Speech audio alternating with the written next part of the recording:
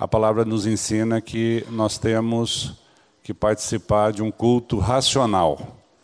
E o nosso estudo desta manhã de hoje, quase inverno, bem friozinho, mas esse estudo que nós trouxemos, pela graça de Deus, vem falar exatamente da graça, e o seu título é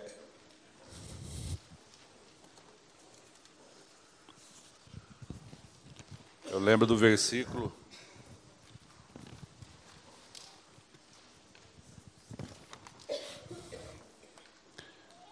Chamados a crer, entender e testemunhar. Amém? Nós vamos compartilhar da palavra que está em Isaías, capítulo 55, versos 8 e 9. Diz assim o texto da palavra de Deus: porque os meus pensamentos não são os vossos pensamentos, nem os vossos caminhos, os meus caminhos, diz o Senhor. Porque assim como os céus são mais altos do que a terra, assim são os meus caminhos mais altos do que os vossos caminhos, e os meus pensamentos mais altos do que os vossos pensamentos. Pai querido, nós estamos aqui rendidos à Tua vontade e à revelação pelo Teu Santo Espírito da Tua mensagem. Vem falar conosco, Pai, em nome de Jesus. Amém. Nós vivemos neste mundo de forma racional, de forma a querer compreender, de forma a querer entender todas as coisas.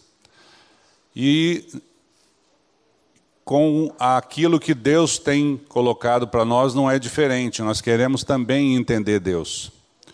E nessa nossa busca pelo entendimento de Deus, nós passamos os pés pelas mãos. Muitas vezes nós queremos explicar Deus em nosso coração. E nós corremos um grande risco quando isso acontece. Queremos,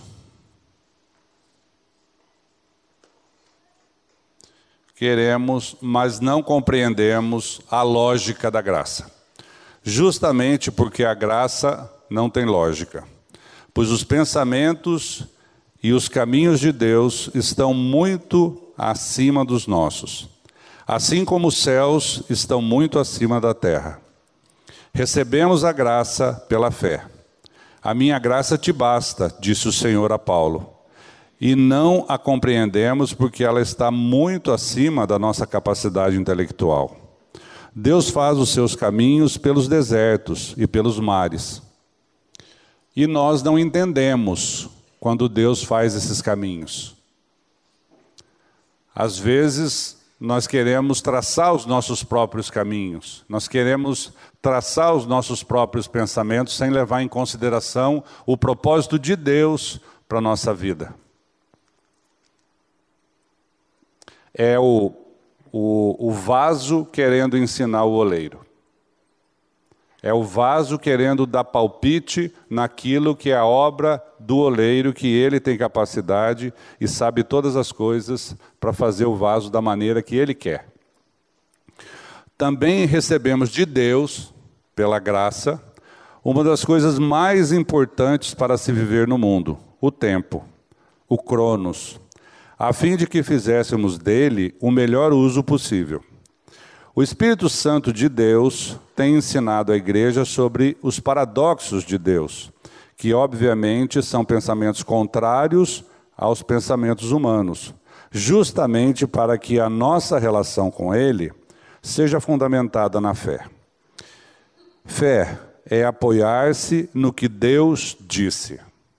A palavra de Deus nos ensina em Hebreus capítulo 11, verso 1, o conceito da fé. E o conceito da fé para nós é tão distante do nosso entendimento, tão distante do nosso pensamento, que é exatamente aquilo que nós não alcançamos por nossa própria conta, por nosso próprio esforço. E o conceito de fé que está lá revelado em Hebreus, está dizendo assim, ora, a fé é a certeza das coisas que se esperam e a convicção de fatos que se não veem. Isso para nós é muito louco. Isso para nós é muito difícil caber dentro da nossa compreensão. Essa convicção, eu tenho certeza. Nós vamos falar aqui de testemunho. Quando a gente fala em testemunho, testemunho é aquilo, uma pessoa falando daquilo que viu, daquilo que presenciou. Mas quando você vê e presencia, você tem convicção. Mas a palavra vem dizer que nós temos que ter pela fé a convicção daquilo que a gente não vê. Isso é muito difícil. Para o ser humano, para a nossa cabeça, é muito difícil. Então, quando a gente fala em entendimento, nós lançamos mão dos nossos valores, da nossa caixinha de ferramentas, que é o almoxerifado que nós temos construído ao longo do tempo.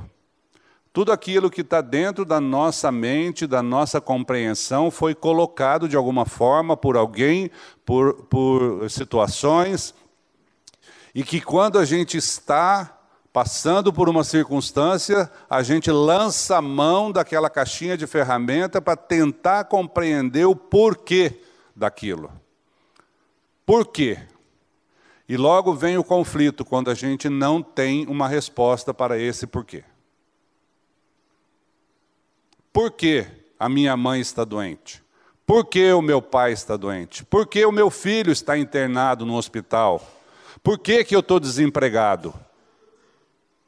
Quando a gente não tem entendimento, não tem explicação, e por outro lado também não tem fé para se render à vontade do Senhor, nós ficamos numa situação de escuridão. Porque nós não estamos nem numa situação e nem noutra, nem de um jeito e nem de outro.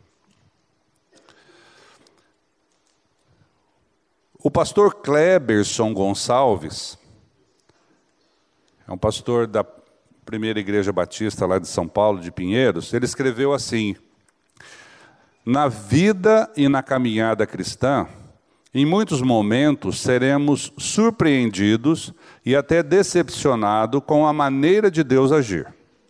Fazemos a leitura da realidade, da situação, ponderamos as variáveis, projetamos caminhos e alternativas para a solução de nossos dilemas, entendendo que é desta maneira que as coisas precisam acontecer. Deste jeito é melhor, etc. Deus, porém, não segue nossa lógica, não caminha nos trilhos que estabelecemos, não obedece às nossas fórmulas e não se dirige pelos nossos critérios. O ser humano tem em si a sede do poder, de ter o controle da vida nas mãos, de entender tudo à sua volta e controlar as variáveis, determinando o chão que pisa. Então, esse é o modus operandi, é o jeito humano de querer ter o controle de todas as coisas. De querer determinar o seu futuro, os seus caminhos e os seus pensamentos. Eu quero entender o porquê disso, porque assim eu vou tomar a decisão que seja melhor para mim. Eu somente vou fazer a minha escolha baseado nas informações que eu tenho, nos valores que eu tenho, onde eu aprendi de acordo com o meu jeito de viver, ou com a minha família, ou com as pessoas com quem eu convivo. Muitas vezes até nós elegemos humanos, pessoas como nós, como ídolos, para a gente poder copiar, para a gente poder imitar. Pecadores igualzinho a cada um de nós. Porque a palavra de Deus que todos nós somos pecadores. Porque Deus encerrou a todos debaixo da desobediência para usar de misericórdia para com todos. E assim é a nossa vida aqui. Um texto que está em Lucas, capítulo 12, de 16 a 20, não está aí no boletim de vocês, diz assim: E dizendo Jesus, e lhes proferiu ainda uma parábola, dizendo, o campo de um homem rico produziu com abundância, e arrazoava consigo mesmo, dizendo, que farei, pois não tenho onde recolher os meus frutos? E disse, farei isto, destruirei os celeiros, reconstruí-los-ei maiores, e aí recolherei todo o meu produto e todos os meus bens. Então direi à minha alma, tens em depósito muitos bens para com os anos. Descansa, come, bebe e regala-te. Mas Deus lhe disse, louco, esta noite te pedirão a tua alma. E o que tens preparado, para onde será? Então os nossos planos são, eu vou fazer isso, vou fazer aquilo, eu tomo as minhas decisões, mas aí Deus vem e diz, louco, você está fazendo planos com os teus bens, você está fazendo planos com a tua vida terrena, você está fazendo planos com aquilo que você entende, com aquilo que são os teus pensamentos, que são os seus caminhos, que você mesmo projetou para si. Você não está levando em consideração os pensamentos de Deus e os caminhos de Deus para a sua vida. E, gente, o que importa nessa vida não é essa vida. O que importa nessa vida é a vida eterna. Os nossos pensamentos não podem ser os pensamentos do aqui e agora. Os nossos pensamentos têm a ver com eternidade. Por isso, gente, Evangelho não tem a ver com você e nem comigo. Evangelho tem a ver com a glória de Deus. O Evangelho só foi colocado para nós para a glória de Deus. Não é porque você é bonzinho, porque você merece, porque eu mereço, porque nós não merecemos. O Evangelho não veio porque ninguém merece. O Evangelho veio para a glória de Deus, para a salvação dos homens.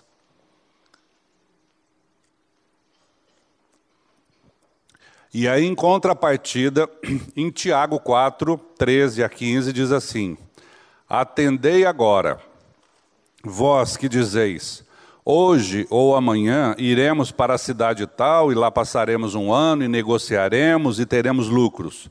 Vós não sabeis o que sucederá amanhã. Alguém sabe? Mas a gente faz planos. É ou não é? A gente não sabe, mas nós fazemos planos. Que é a vossa vida? Continua o texto. Sois apenas como neblina que aparece por um instante e logo se dissipa. Em vez disso, devias dizer, se o Senhor quiser, não só viveremos, como também faremos isso ou aquilo.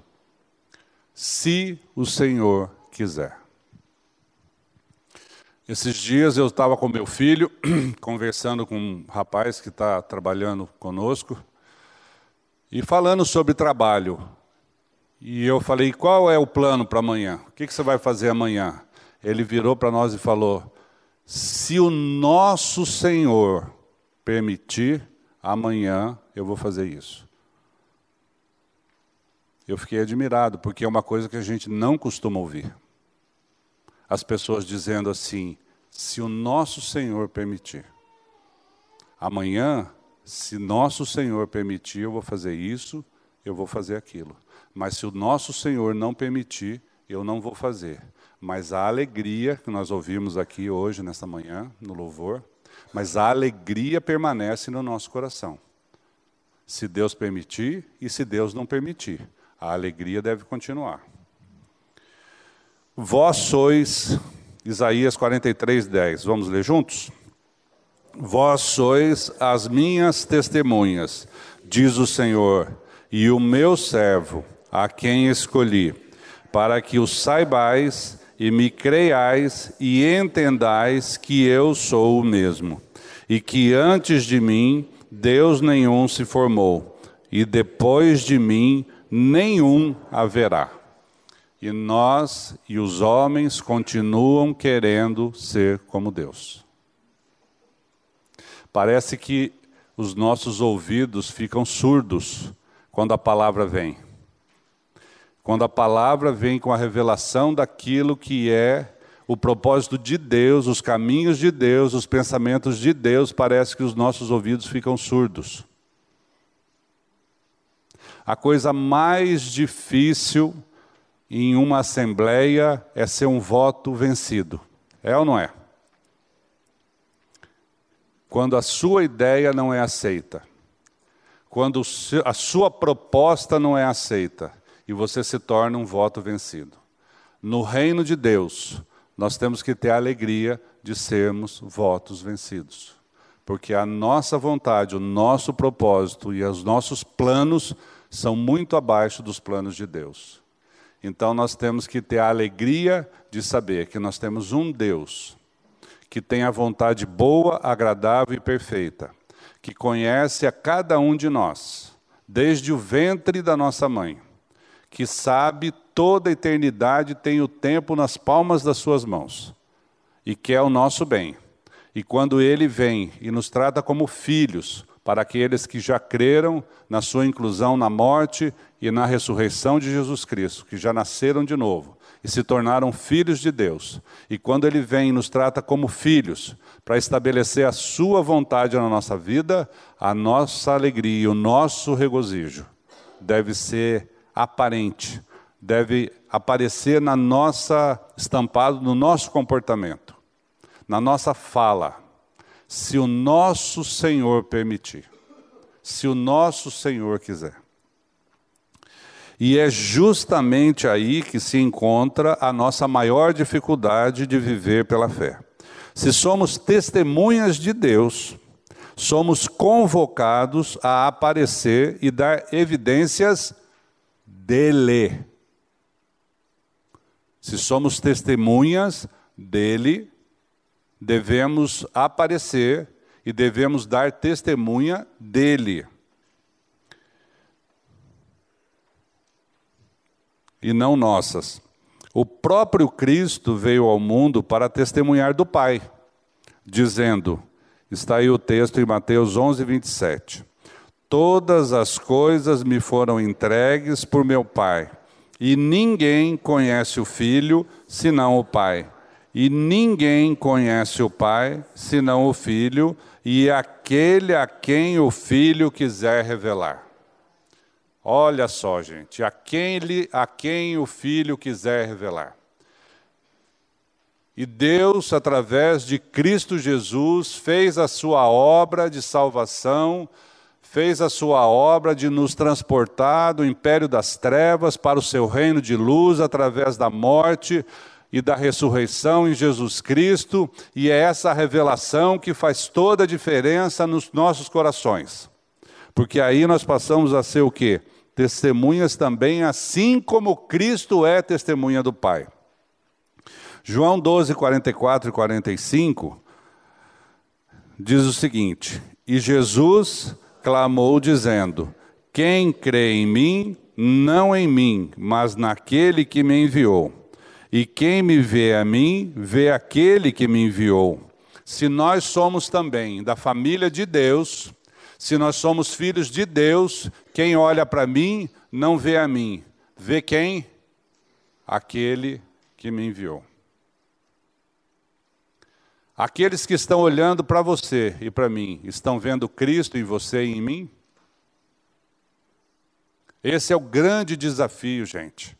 Esse é o grande desafio, para que saibais, creiais e entendais, e por fim, testemunhais. Mas o nosso desafio aqui hoje é entender que o entendimento que nós sabemos, o entendimento que é do homem, não é o entendimento que deve ser seguido, mas é o entendimento sobre aquilo que é a visão de Deus para a vida de cada um de nós. E muitas vezes nós não entendemos, mas pela fé temos que crer e cremos. Para que se tenha a revelação e se testemunhe do Pai, é preciso que tenhamos uma experiência nesta ordem. Saber, crer e entender. E depois, testemunhar. Em 1 João 5, 10 e 11, a palavra diz assim, aquele que crê no Filho de Deus tem em si o testemunho. Aquele que não dá crédito a Deus o faz mentiroso, porque não crê no testemunho que Deus dá acerca do seu Filho. E o testemunho é este, que Deus nos deu a vida eterna, e esta vida está no seu Filho. Esse é o testemunho. Pela fé, cremos que Deus deu a vida do seu Filho, e a vida eterna é esta, que a vida do Filho, ela está em nós. Não vi nenhum amém. Agora sim. A vida do Filho está em nós. E o testemunho é esse. O que é o testemunho, gente? O testemunho é aquilo que é a nossa vida aqui neste mundo. Dia após dia. Nós acordamos de manhã cedo.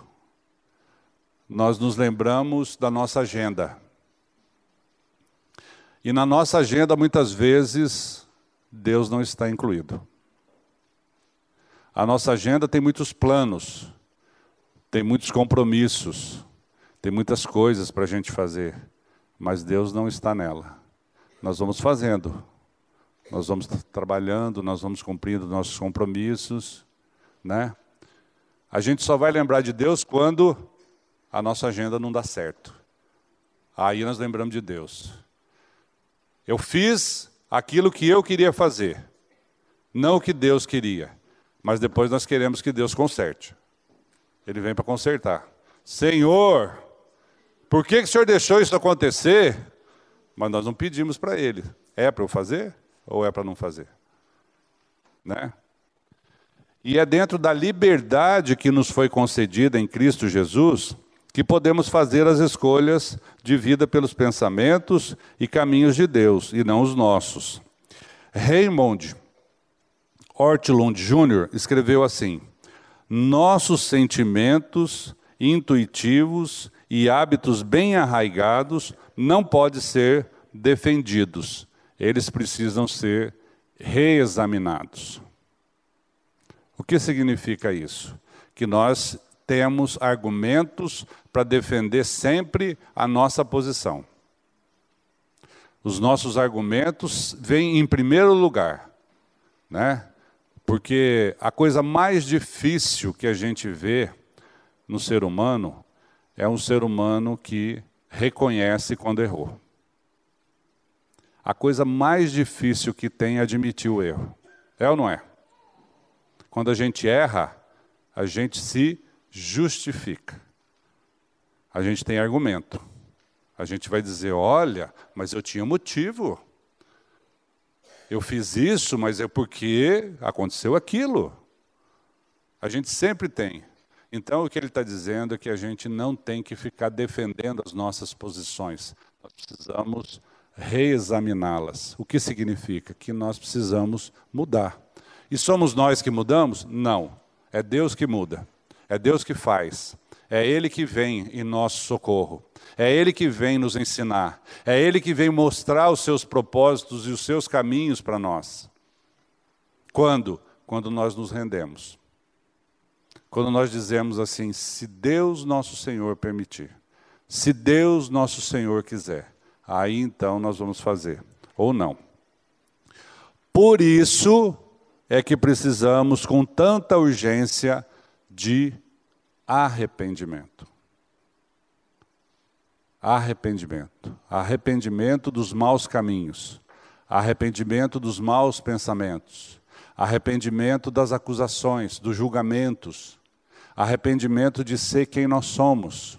Arrependimento de ser do nosso próprio ego, do nosso eu. Arrependimento para mudança de direção. Então, o arrependimento faz com que a nossa vida tenha uma transformação. Que Deus possa entrar nos nossos corações e transformar o nosso entendimento. E mudar os nossos pensamentos. E nos ensinar quais são os seus pensamentos, quais são os seus caminhos, para que a gente possa andar pelos seus e não pelos nossos. Jeremias 17:5 nos ensina assim, olha, assim diz o Senhor, maldito o homem que confia no homem, faz da carne mortal o seu braço e aparta o seu coração do Senhor. Esse texto, muita gente às vezes fala que é maldito o homem que confia no outro homem. Mas o texto não diz isso. O texto diz, maldito o homem que confia em si mesmo. No próprio homem, em si mesmo. Que faz do seu braço a sua força. Então, nós não devemos confiar em nós mesmos.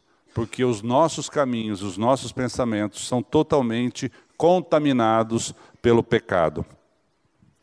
Nós precisamos conhecer o coração do Senhor, gente. Nós precisamos nos achegar ao Senhor. Precisamos entender o que Ele tem preparado para nós. Porque a nossa visão é muito curta. A nossa visão é somente aqui e agora a respeito da nossa vida terrena. Mas Deus quer nos ensinar que tem algo mais, que tem um futuro, que tem uma eternidade muito melhor, muito mais importante para cada um de nós. Não raras vezes nos encontramos sem fé e sem entendimento. Explico.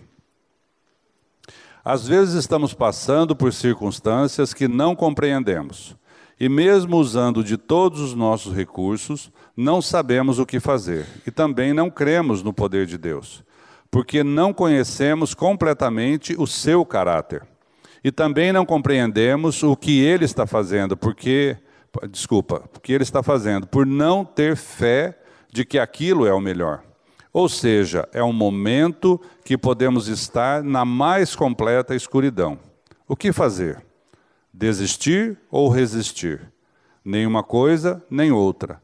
Render-se e deixar que Deus tome o seu próprio caminho e descobrir mais tarde que o dele era o melhor. A nossa reação, nós temos uma reação, né? Toda vez que nós nos encontramos numa circunstância difícil, nós temos uma reação. O que eu vou fazer? Eu vou desistir? Ou eu vou resistir? Eu vou fazer a minha vontade? Então, não. Senhor, eu quero que o Senhor revele a sua vontade. Eu quero entender o porquê disso. Muitas vezes nós não vamos entender naquele momento. Não vamos entender. Mas quando ouvirmos a voz do Senhor, é para que a gente possa obedecer pela fé, não querer entender. Quando Deus fala conosco, você pode perguntar, mas por quê? E não vem um porquê. Não vem um porquê. Porque o porquê é nosso. Porque o tempo, o cronos, é só nosso. Para Deus não tem passado, presente, futuro. Deus tem toda a eternidade nas palmas das suas mãos. E Ele tem todos os nossos caminhos já escritos, né? Então, quando Jesus diz assim, está consumado, significa o quê?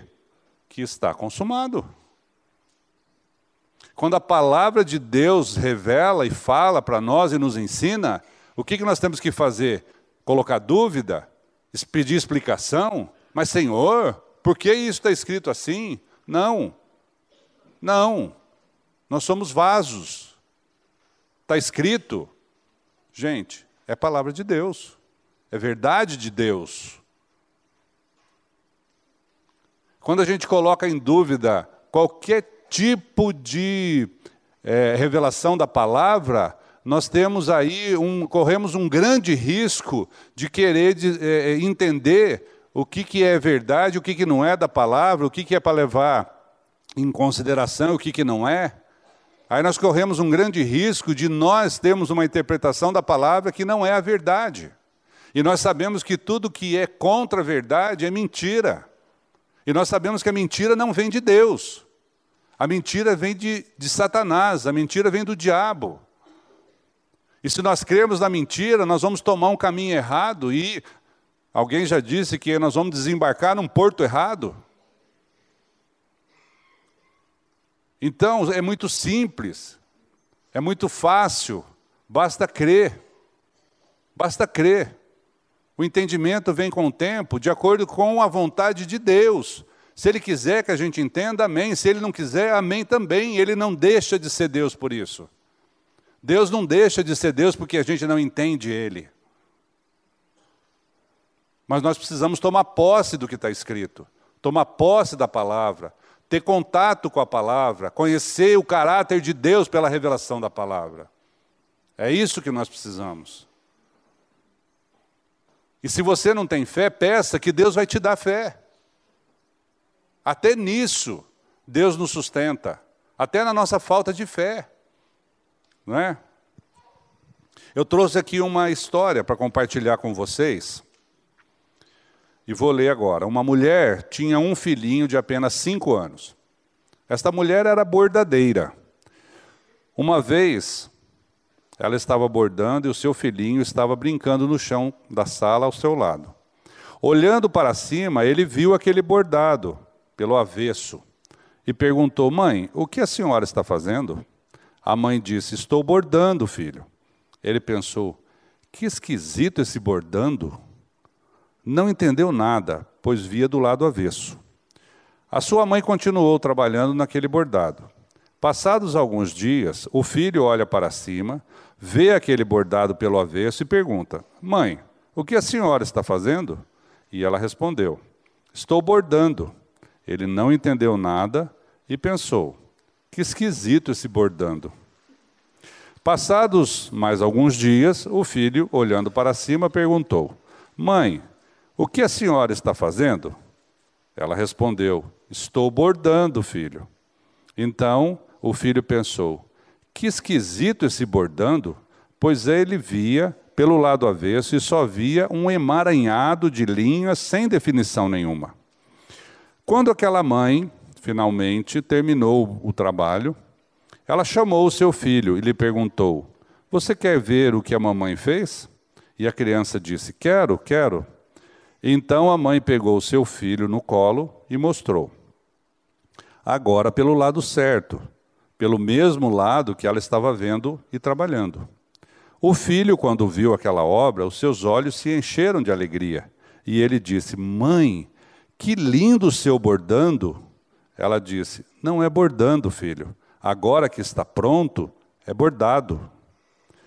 E ela havia feito um desenho de uma fazenda, tinha casinhas, vaquinhas, cavalos, árvores e até um lago. Então o filho percebeu que o que estava faltando para ele entender o desenho era ver pelo mesmo lado que a sua mãe estava vendo. Nós, muitas vezes, estamos no chão, olhando o que Deus está fazendo do lado avesso. A gente não entende. Para nós aquilo não tem explicação.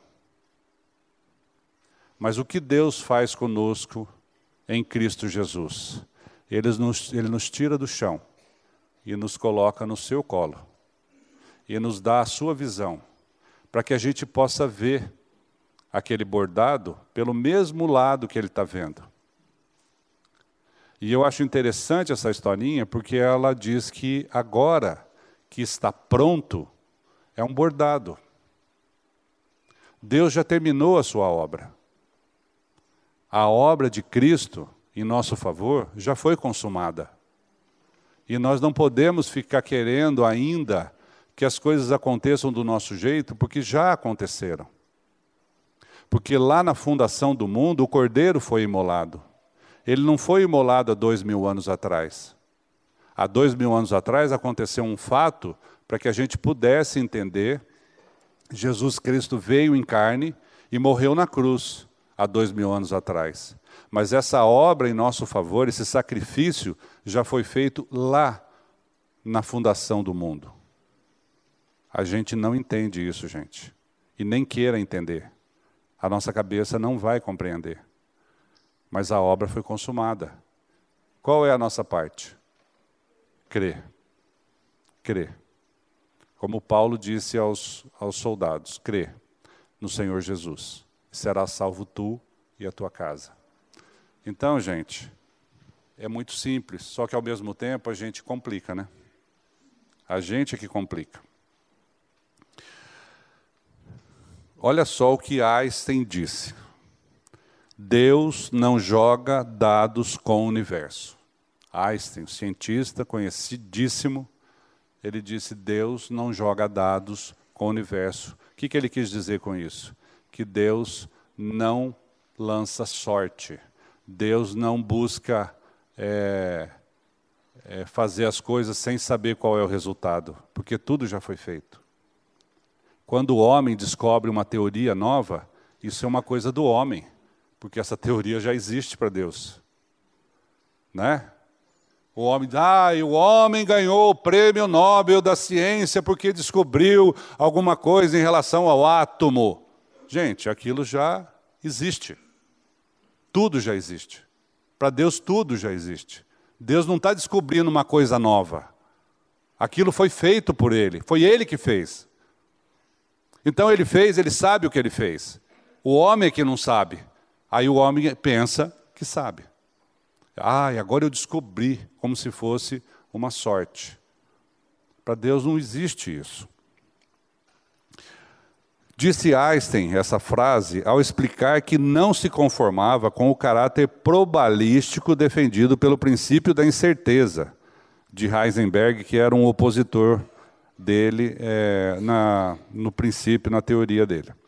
Ou seja, Deus não conta com a sorte porque não vive no tempo do homem, que é o Cronos, que tem passado, presente e futuro. Deus habita no Kairos, onde tudo já está consumado, pois como as Escrituras nos revelam, Ele é o Eu Sou, e tem a plenitude dos tempos nas suas mãos. Gente, Provérbios 3, de 5 a 8, diz assim: confia no Senhor de todo o teu coração, e não te estribes no teu próprio entendimento. Reconhece-o em todos os teus caminhos, e Ele endireitará as suas veredas. Não seja sábio aos teus próprios olhos. Teme ao Senhor e aparta-te do mal. Não seja sábio. Não queira entender com a sua cabeça pequena, com a sua mente pequena, com a minha mente pequena. Nós não temos a compreensão dos caminhos e dos pensamentos de Deus. Se hoje nós saímos daqui com essa convicção de que nós não temos os mesmos pensamentos e os mesmos caminhos do Senhor, e que nós precisamos nos render ao que Ele tem como propósito de vida para cada um de nós, já está ótimo. Nossas expectativas de Deus são muito pequenas. A lógica da graça ainda não se incorporou em nós, escreveu Raymond Ortolund Jr. Nossas expectativas de Deus não alcançam a lógica de Deus. Por que a graça não tem lógica para nós? Porque nós queremos uma explicação. A graça de Deus, ela é tão incompreensível para as nossas mentes, que Deus faz coisas que a gente busca o porquê e busca querer cobrar de Deus. Hoje de manhã eu estava conversando com a minha esposa sobre o texto de Jonas.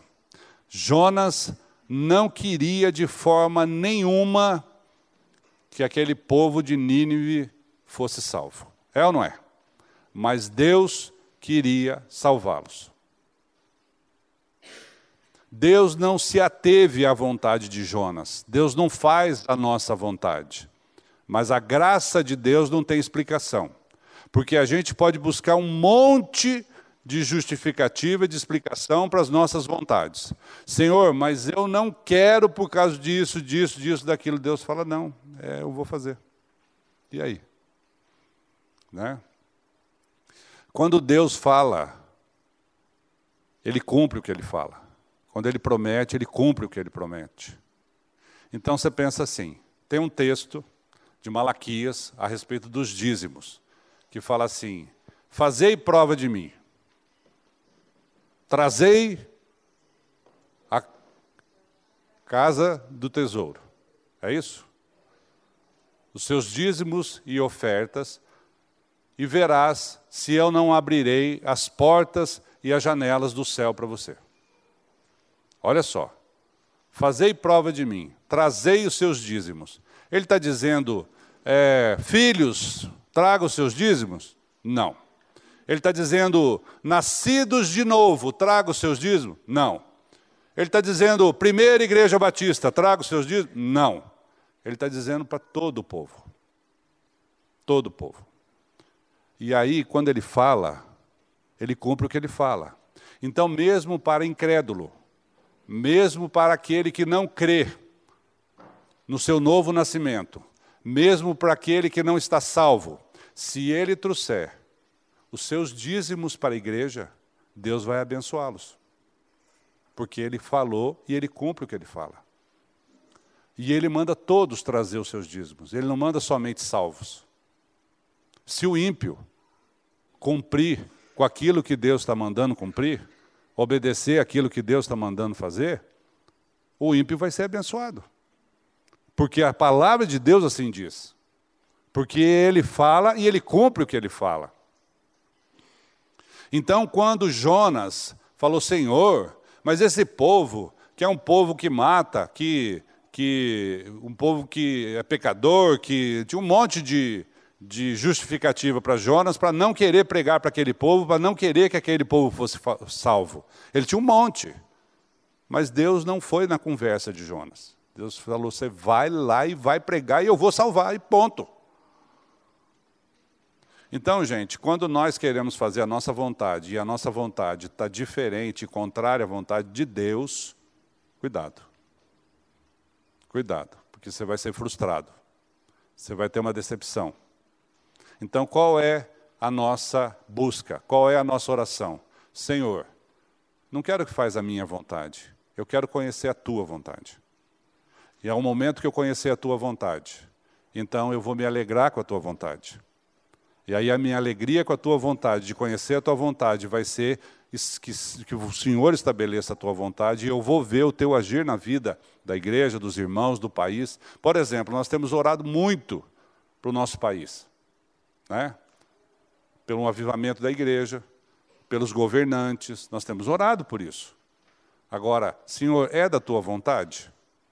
Não sei, de repente Deus quer que a gente aprenda alguma coisa com a situação toda que nós estamos passando.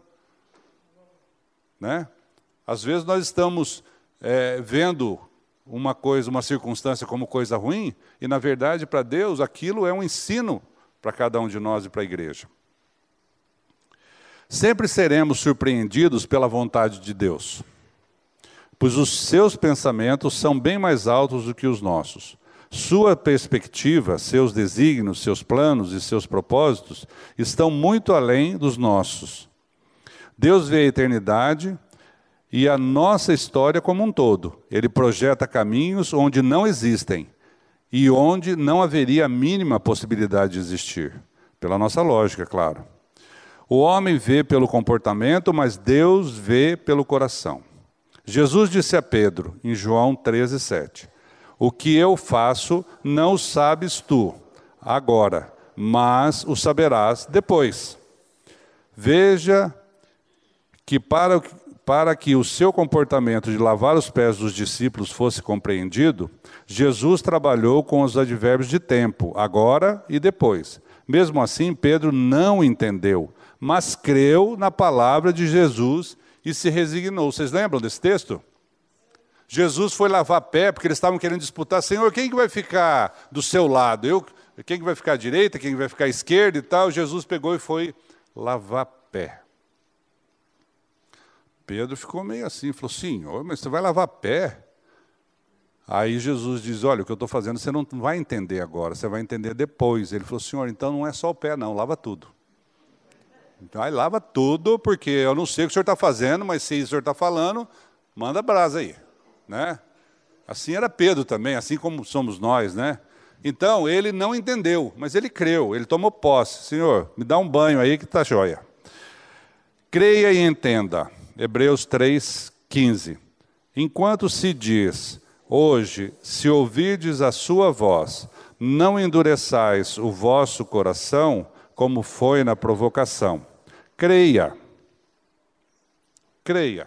Se hoje ouvires a sua voz, não questione, não peça explicação, não diga por quê, Senhor. Creia, tome posse. O entendimento virá depois, por revelação. Não queira primeiro entender, porque a graça de Deus não tem lógica para o homem. Não entendemos tão grande salvação. Jesus Cristo veio ao mundo para nos salvar. Morreu na cruz e nos atraiu no seu corpo para nos fazer morrer juntamente com Ele. Ressuscitou ao terceiro dia para nos dar a sua vida. Ele veio para nos livrar do desejo de ser como Deus e nos fazer filhos. Assim como está escrito em 2 Coríntios 5, de 14 a 17. Vamos todos. Pois o amor de Cristo nos constrange, julgando nós isto. Um morreu por todos, logo todos morreram. E ele morreu por todos, para que vivem, não vivam mais para si mesmos, mas para aquele que por eles morreu e ressuscitou. Assim nós, daqui por diante, a ninguém conhecemos segundo a carne. E se antes conhecemos Cristo segundo a carne, já não o conhecemos deste modo. E assim, se alguém está em Cristo, é nova criatura. As coisas antigas já passaram, eis que se fizeram novas. A diferença da criança que está vendo o bordado pelo avesso. Onde ela está? A criança que está vendo o bordado pelo avesso está no chão. Ela está no chão. Quando a criança é colocada no colo da mãe, ela vê o bordado e entende o que está sendo feito. Onde nós estamos? Onde nós estamos? Nós estamos no chão ou nós estamos no colo do Pai? Nós estamos em Cristo Jesus, no colo do Pai, ou nós estamos fora de Cristo querendo buscar entendimento com os nossos próprios pensamentos e os nossos próprios caminhos? Vida cristã se difere por esse motivo. Ou nós estamos em Cristo, ou nós estamos fora de Cristo. Ou nós vivemos pela fé em Cristo, ou nós vivemos por entendimento de acordo com a nossa própria cabeça. Quando a palavra de Deus, Paulo escreve lá em 2 Coríntios, que ele veio para nos fazer novas criaturas, significa que nova criatura é uma mudança que acontece de dentro para fora. A partir do nosso coração, há uma transformação. E essa transformação que acontece dentro de nós, ela tem que refletir nas nossas ações, nas nossas atitudes, no nosso comportamento. Por isso que a gente diz aqui que o batismo, ali, naquele lugar, não salva ninguém. Aquele batismo ali, aquele mergulho na água, não salva ninguém. Mas aquele batismo é uma representação daquilo que já aconteceu dentro do nosso coração. É uma representação do batismo que já houve por fé, espiritualmente, dentro de cada um de nós. Né? O ladrão da cruz não foi batizado, mas ele foi salvo porque ele creu. Então as nossas atitudes, depois que nós ganhamos essa experiência de salvação pelo novo nascimento, as nossas atitudes, elas vão refletir aquilo que está dentro de cada um de nós. No nosso falar, no nosso andar, nas nossas decisões, se Deus, nosso Senhor, quiser. Vamos fazer isso, fazer aquilo. Se Deus permitir, nós vamos viajar. Se Deus não permitir, nós vamos ficar. Isso faz toda a diferença. Novas criaturas, novos pensamentos, novos caminhos, porém, os do Senhor e não os nossos. Assim como nos ensinam as Escrituras em Efésios 4, de 1 a 6. Rogo-vos, pois, eu, o prisioneiro no Senhor, que andeis de modo digno da vocação a que fostes chamados, com toda humildade e mansidão, com longanimidade, suportando-vos uns aos outros em amor, esforçando-vos diligentemente por preservar a unidade do Espírito no vínculo da paz. Há somente um corpo e um Espírito, como também fostes chamados, numa só esperança da vossa vocação. Há um só Senhor, uma só fé, um só batismo, um só Deus e Pai de todos, o qual é sobre todos, age por meio de todos e está em todos. A palavra é tão clara que não deixa nenhuma dúvida acerca do propósito de Deus. Nenhuma dúvida. E quando a palavra diz assim, que já não há nenhuma condenação para os que estão em Cristo Jesus, gente, nenhuma condenação. Não há nenhuma condenação para os que estão em Cristo Jesus. Não tem nada que você vai fazer para se tornar melhor ou pior. Não tem nada que você vai fazer para Deus te amar mais ou para Deus te amar menos. Porventura, o filho que desobedece o pai, ele deixa de ser filho? Não. Uma vez filho, para sempre filho. Agora, como filho, nós somos corrigidos.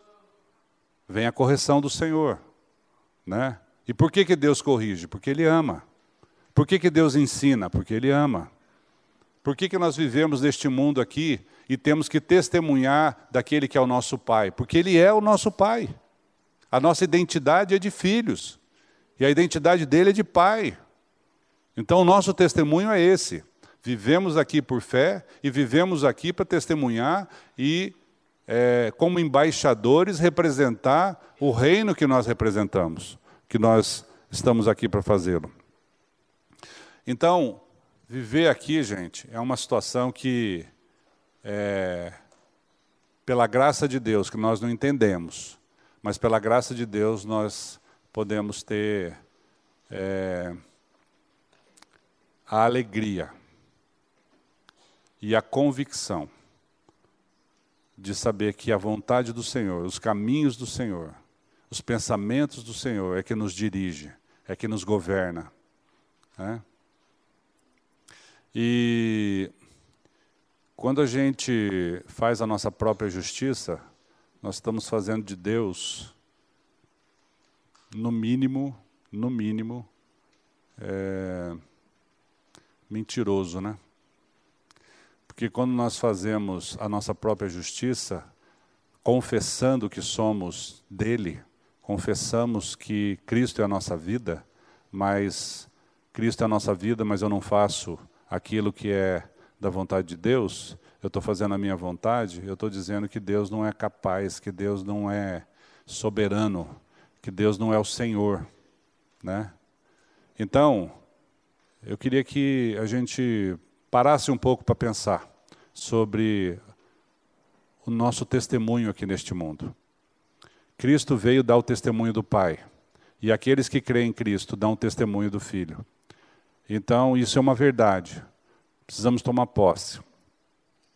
E para encerrar, nós vamos compartilhar um texto de Hebreus 4:16, que diz assim: acheguemo-nos, portanto, confiadamente, junto ao trono da graça, a fim de recebermos misericórdia e acharmos graça para o socorro em ocasião oportuna.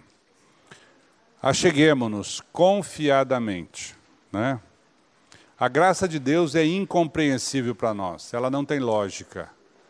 Mas a fé diz que nós devemos crer, tão somente crer, né? A convicção de fatos que se não veem. Eu tenho certeza, eu não vejo, eu não sinto, mas eu tenho certeza que eu fui resgatado. Eu tenho certeza e confesso que Cristo é minha vida. Amém? A Livraria PIB Londrina procura selecionar cuidadosamente seus títulos e autores a fim de oferecer um conteúdo alinhado com o Evangelho de Jesus Cristo. Bíblias, livros de teologia, devocionais, literatura infantil, biografias, comentários bíblicos e muito mais. Dispomos também de um acervo de CDs e DVDs das mais de 5.000 mensagens ministradas na Primeira Igreja Batista em Londrina. Visite a Livraria PIB Londrina e conheça ainda mais. Livraria PIB Londrina, de segunda a sexta, das 13h30 às 18 horas. Endereço na Avenida Paraná, 76A, próximo ao Calçadão, bem no centro de Londrina. Ligue para 3372-8921 ou acesse o site www.livrariapiblondrina.com.br.